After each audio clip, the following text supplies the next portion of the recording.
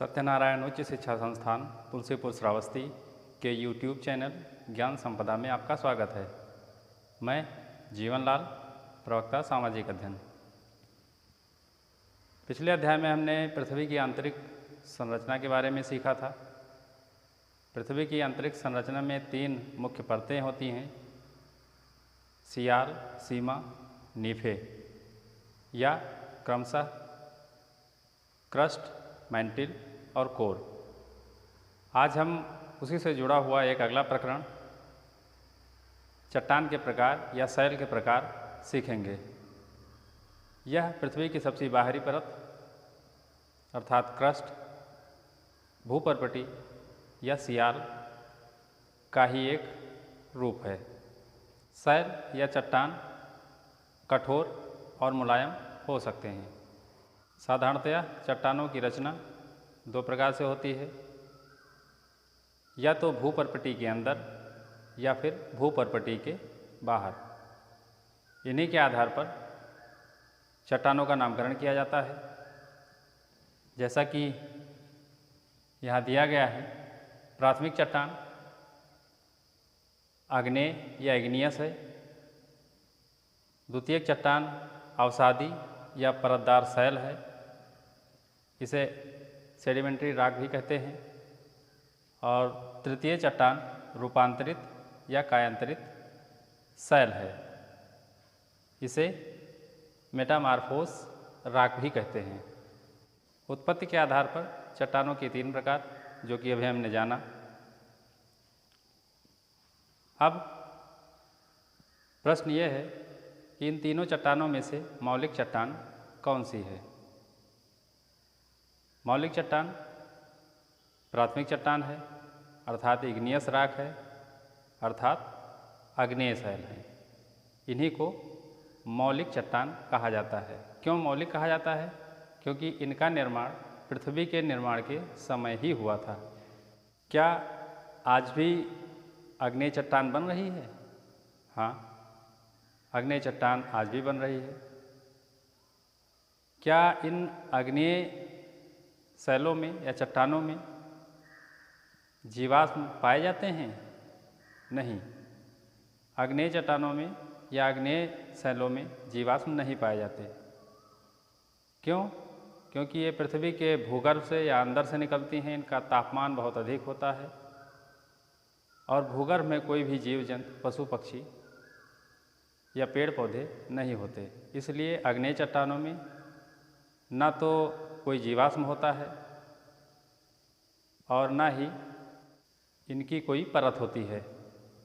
ज्वालामुखी उद्गार के समय जब मैग्मा पृथ्वी की सतह पर बाहर आता है, बाहर निकलकर चारों तरफ फैल जाता है, फैलने के बाद सख्त हो जाता है, तो बेसाल्ट की चट्टान बनती है।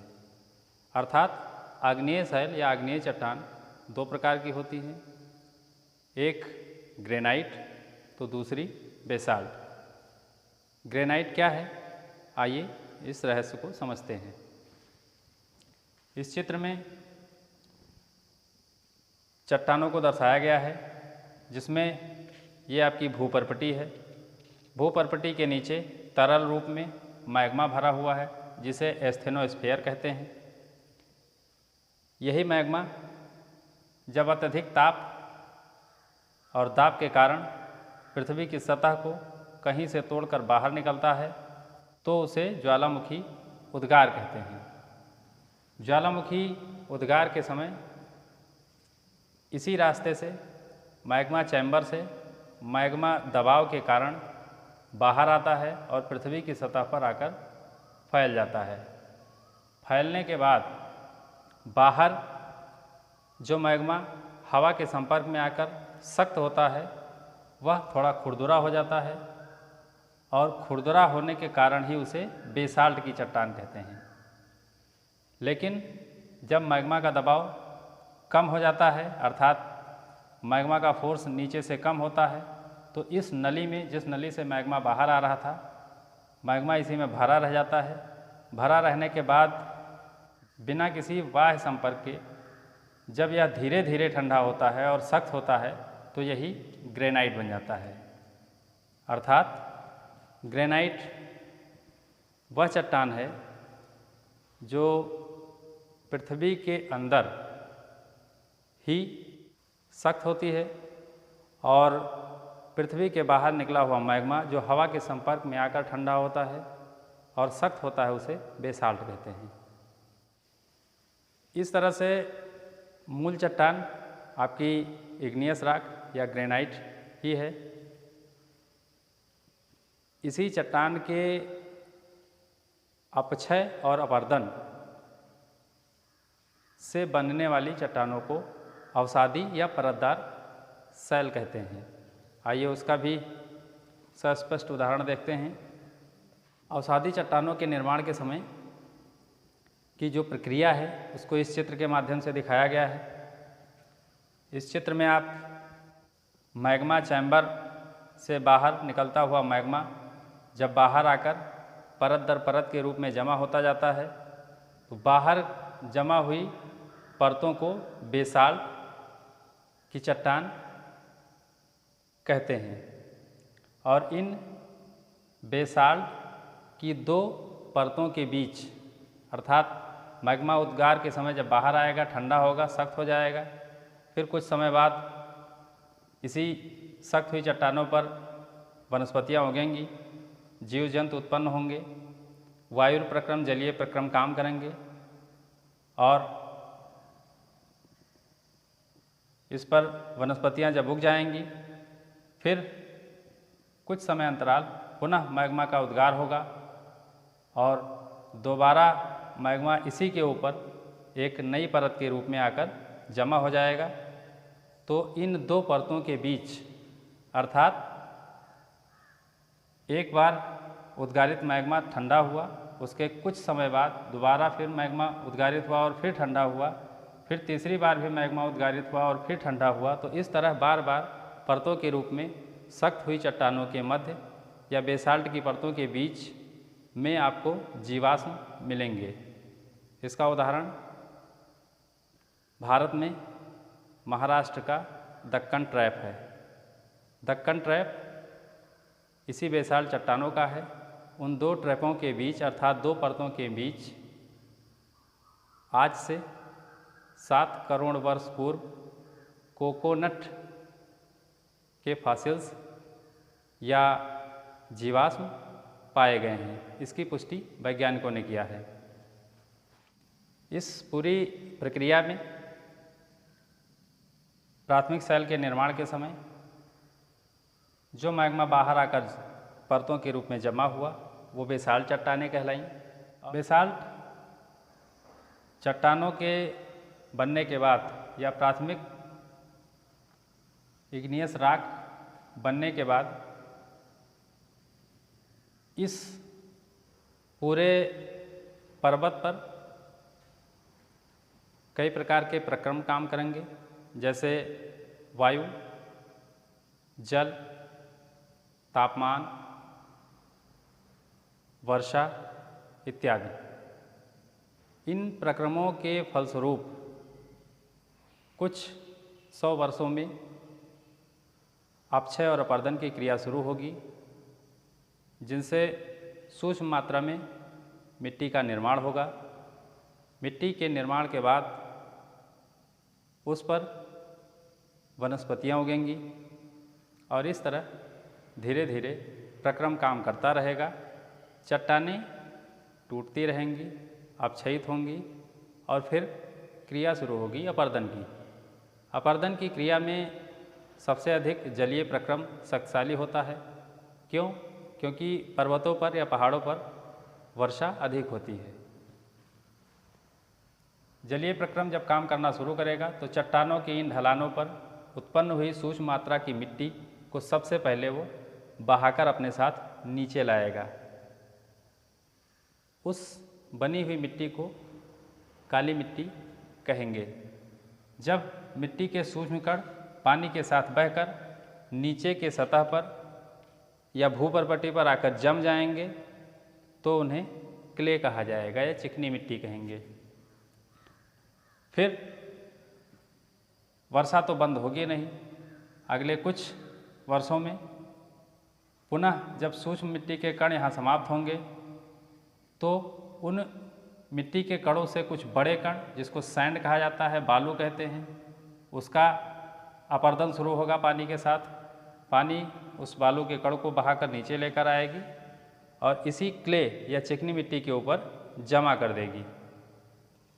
नीचे चिकनी मिट्टी होगी, उसके ऊपर सैंड होगा, बालू होगा। दोनों पर जब दबाव पड़ेगा तो दोनों मिक्स होंगे, सख्त हो जाएंगे और सैंड स्टोन बनेंगे, बालू का पत्थर का निर्माण होगा। फिर जलीय प्रक्रम काम कर ही रहा है, मिट्टी आ गई नीचे, उसके साथ बालू भी नीचे आ गया। फिर इसी प्रकार धीरे धीरे एक बार चिकनी मिट्टी, फिर बलुई मिट्टी, फिर चिकनी मिट्टी, फिर बालू परत दर परत जमा होते रहेंगे और इनके सम्मिलित रूप को सेल कहा जाएगा। अब इस पूरे प्रक्रम में जब ऊपर की मिट्टी के कण, बालू के कण नीचे आ गए तो उन पर उगी हुई वनस्पतियाँ क्या टिकी रहेंगी? उनकी जड़ों की मिट्टी खाली हो गई, वो भी नहीं रुक पाएंगी और वह भी पानी के साथ, वायु के साथ टूटकर, खिसक कर नीचे किन्हीं परतों के रूप में जमा कर दी जाएंगी। और पुनः उसके ऊपर जब फिर मिट्टी या सैंड का जमाव होगा, उस पर दबाव पड़ेगा तो उन वनस्पतियों का रूप बदल जाएगा। यदि उन पर दबाव कम पड़ा तो सबसे पहले वह कोल में बदल जाएंगी, कोयला बन जाएंगी। यदि उससे और अधिक दबाव ज़्यादा पड़ गया तो वह पेट्रोलियम के रूप में या खनिज तेल के रूप में उनका परिवर्तन हो जाएगा। लेकिन यह उससे भी अधिक दबाव पड़ा उनके ऊपर तो वही पेट्रोलियम या खनिज तेल गैसियस अवस्था में हो जाएगा, गैस बन जाएगा, जिसे प्राकृतिक गैस कहा जाता है।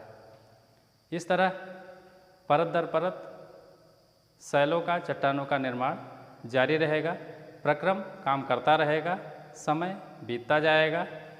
पुनः जलीय प्रक्रम काम कर रहा है।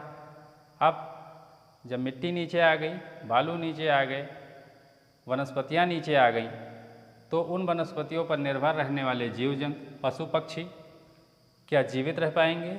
नहीं, वह भी समाप्त हो जाएंगे और पानी या जल उनको भी बहाकर नीचे लाकर एक सतह के रूप में जमा कर देगा।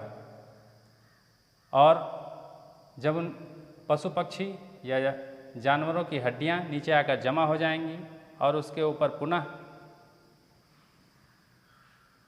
बालू या मिट्टी की परतों का दबाव पड़ेगा तो उनका रूप बदलकर लाइम स्टोन हो जाएगा, चूना पत्थर।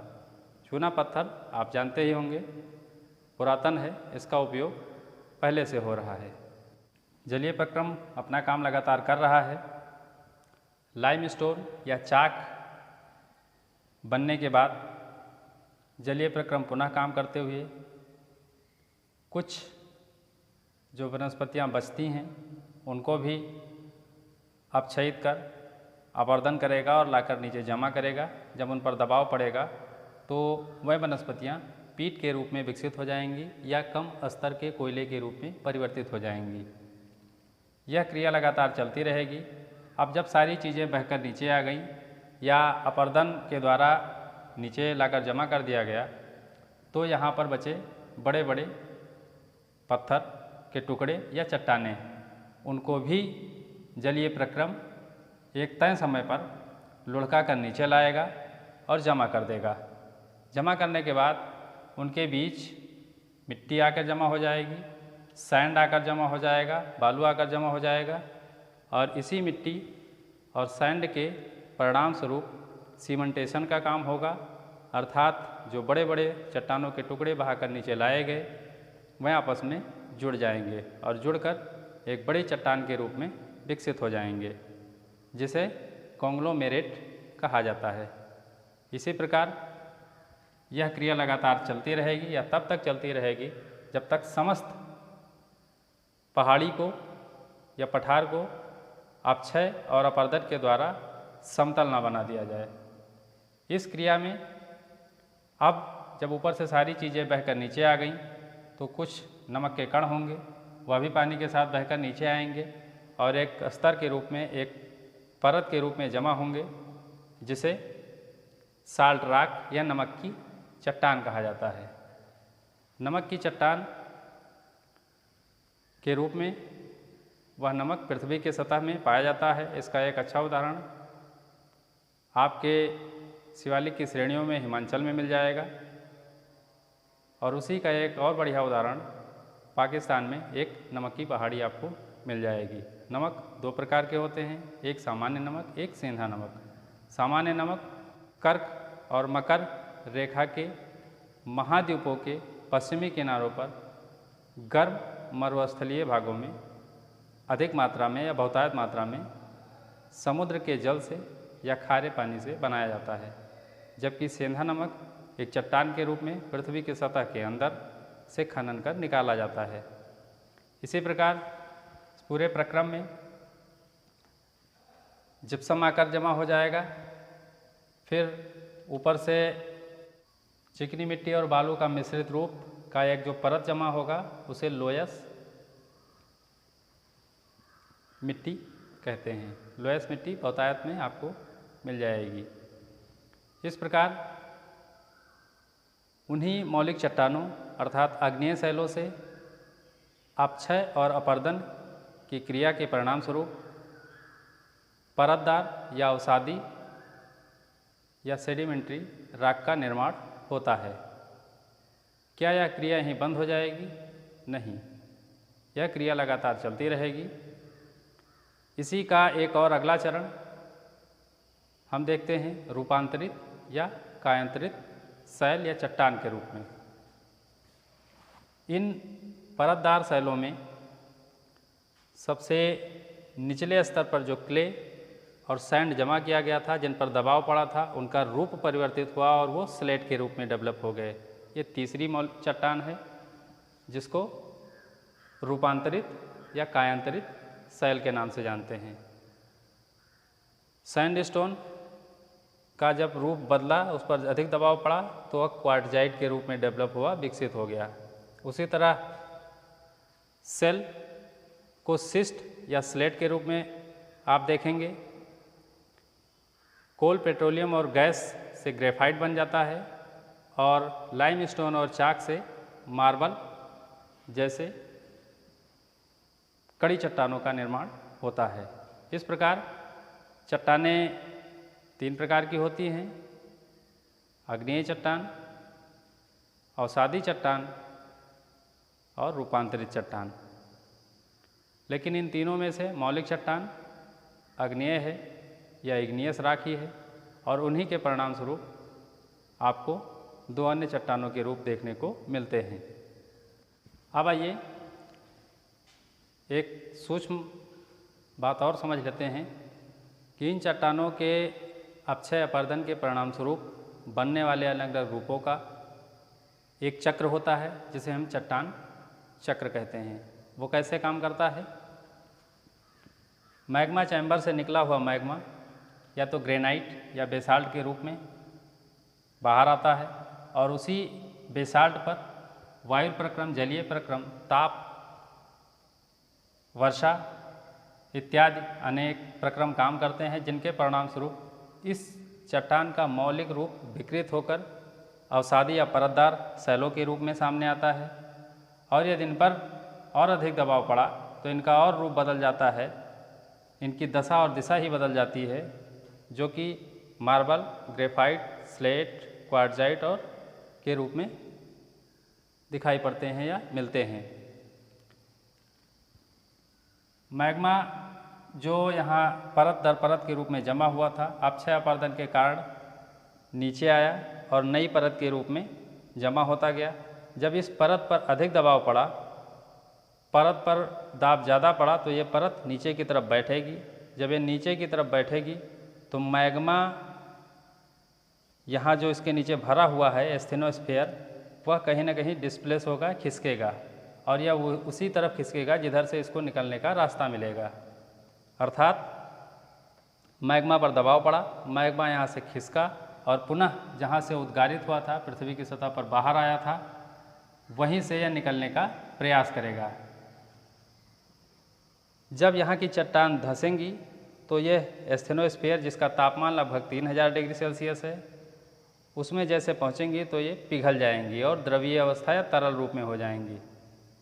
फिर यही मैग्मा डिस्प्लेस होकर, खिसक कर मैग्मा चैम्बर से होता हुआ, मैग्मा नली से होकर पुनः पृथ्वी की सतह पर आएगा और यह लगातार एक चक्र चलता रहता है। इसी को चट्टान चक्र कहते हैं।